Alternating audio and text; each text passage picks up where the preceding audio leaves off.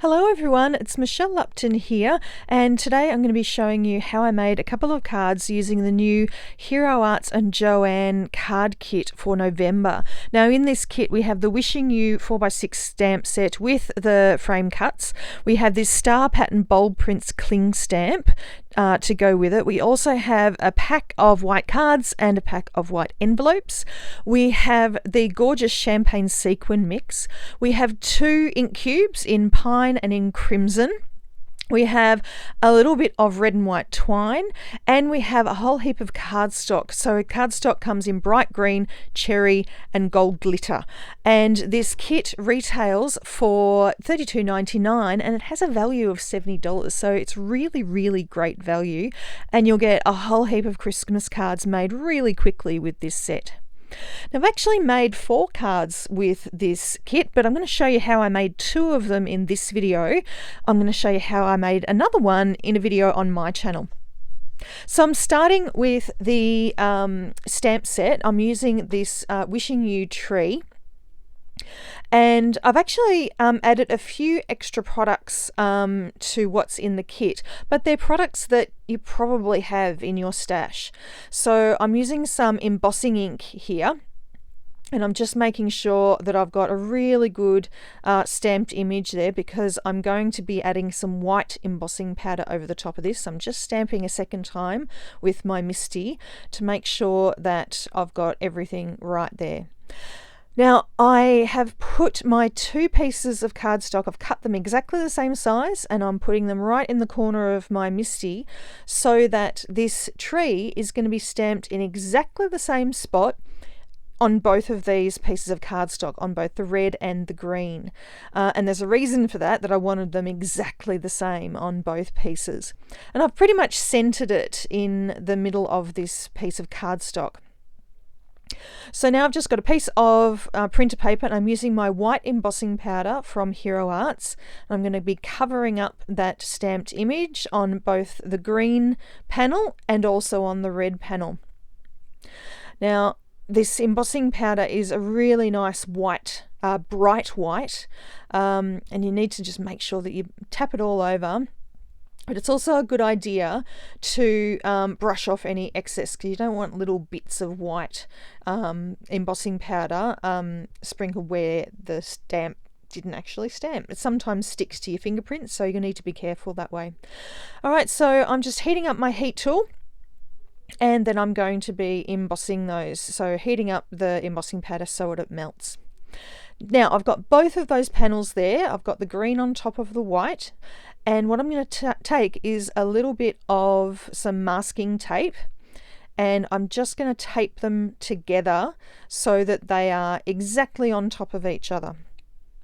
So now that they're well and truly taped together, so they're not going to budge, I'm going to actually slice them using my paper trimmer here. I originally was planning on cutting them vertically, but I changed my mind at the last minute, and I decided instead I would put it on an angle. So I'm still trying to decide right now. There we go. Now I've made the decision. And I'm not really aiming for even cuts. I'm aiming for some of the slices to be wide, some of the slices to be narrow, but for all of the slices to be parallel to each other. So I am using the guide on my paper trimmer to make sure all of those slices are parallel. Now I've got 2 pieces of white cardstock here that are the same size as my card front, and I'm just using some tape runner adhesive to adhere my pieces to those white panels. And I've got both of them going at the same time. I'm only going to show you one of them for each one, but I'm doing the same on both. So I'm just making sure I have adhesive right around the edge of each of the slices, and then I'm lining up the image on each one. Now when I line up the image, the edges of the cardstock should line up perfectly, and most of the time they do, but sometimes it might be just a little bit off, so it's important to line up the image in the middle rather than the edges. I'm going to be trimming down the edges later on anyway, so that's not a big deal. Okay, so once I've got all of those panels adhered down, I can then take my paper trimmer and just slice off the edges. And I'm not really taking particular care here to get an exact measurement. I'm just trimming it close to where the image of the tree is. Now, with these trees, I wanted them to have a little bit more detail.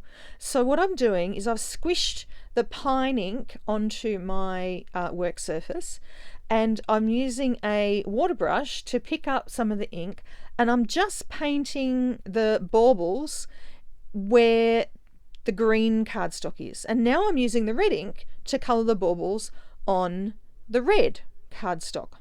Okay, I'm also colouring in some of the leaves as well, but basically the open areas of the image I'm colouring in dark green on the green cardstock and dark red on the red cardstock. Once I've done that, I adhered one of the panels to my card front, but I thought, maybe it might look good with some glitter. So I thought I would put a border of glitter, like a mat, around my panel on one of the cards and see which one I preferred. So I'm just lining the piece up now so I can cut down my piece of glitter cardstock, just so it's got a little bit of a border around that striped panel.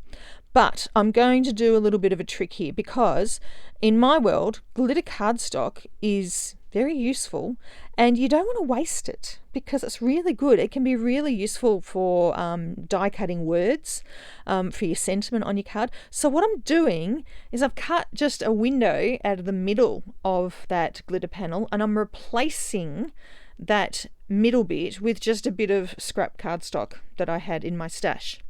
So that means that the glitter is showing around the edge of the panel.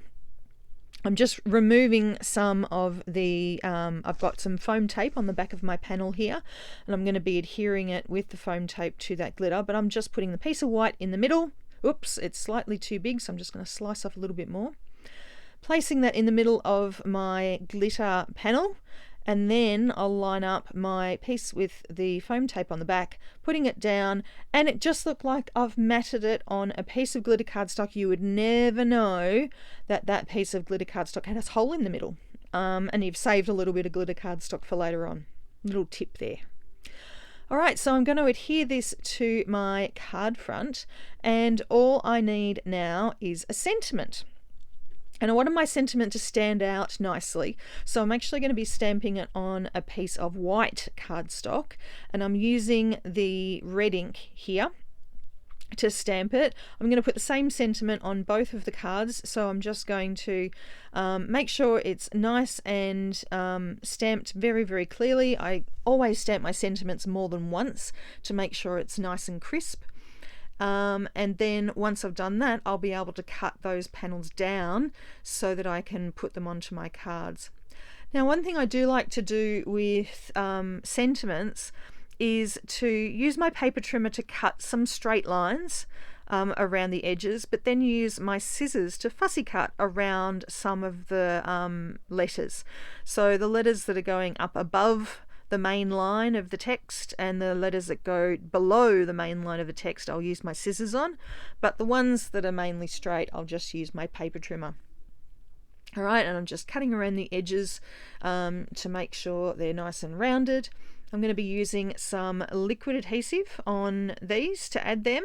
I'm just going to pop them right into the middle of that tree, and here's the one without the glitter mat behind it. It still looks good, but I absolutely prefer it with the glitter. What do you think? Which one's your favorite?